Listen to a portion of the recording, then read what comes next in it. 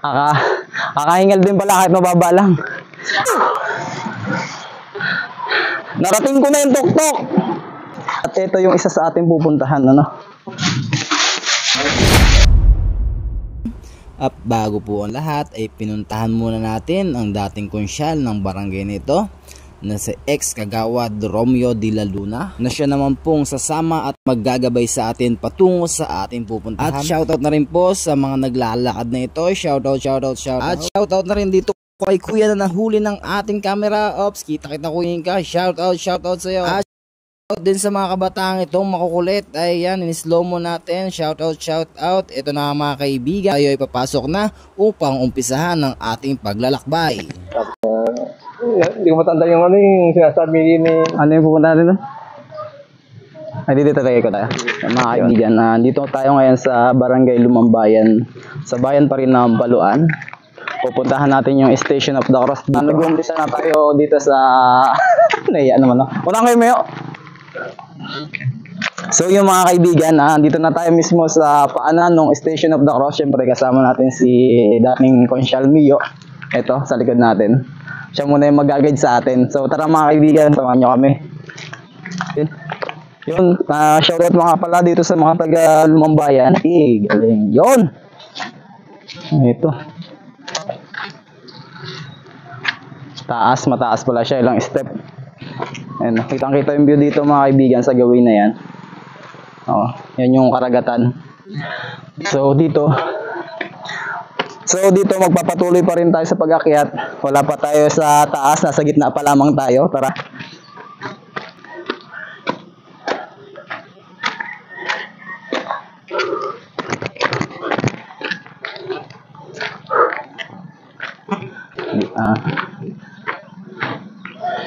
Ito na mga kaibigan yung pinakataas niya, no? Kakahingal din pala kahit mababa lang. Tara, libutin natin.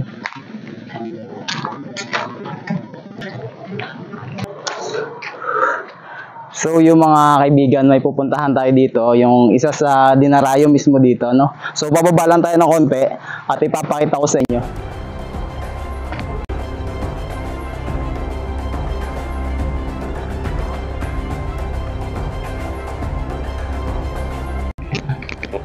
Ay, ito.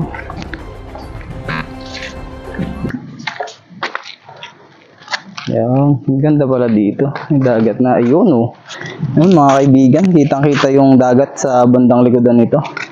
At syempre, tanaw na tanaw din yung tulay mula dito. At ito yung isa sa ating pupuntahan, ano? Buksan po naman. Ayan. Dito.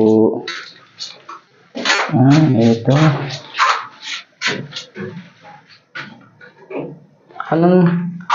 Anong tawag niya dito? Kalimutan niya na? Nalimutan mo na eh. Ito yung nakalimutan. Bangkay. Ito yung tinatawag na bangkay. Dinarayo to, lalo pag mahal na araw, pakita natin. Ayan.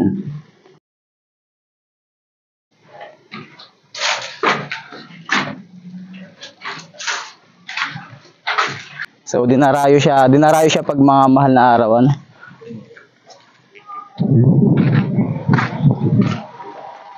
Uy, maganda sa likod dito mga idol. Kaso against the light tayo, ano? Tingnan natin, papukahan na natin ang camera.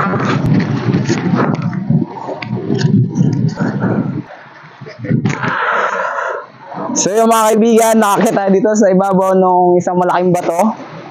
Sobrang hirap ng daan, oh. So nais pa sana natin pumunta doon sa kabila, kaso may tubig siya pag ganun, medyo malalim. So ito lang yung sinubukan nating akyatin mga kaibigan. Akyatin pa natin yung taas. So yun.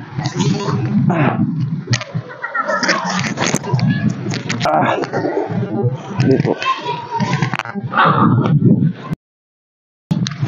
Woo! Narating ko na yung tuktok. Ito.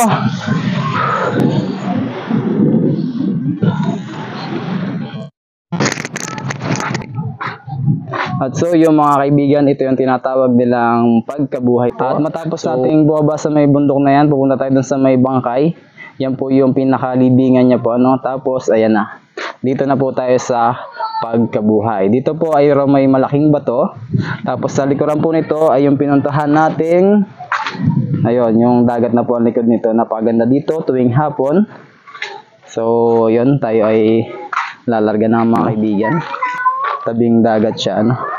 Tapos dito, yun, may mga puno ng siniguelas. Yan sila ate. Ayan. Ito yung mga kaibigan, ang daming siniguelas dito. Hey. Nakikita ako.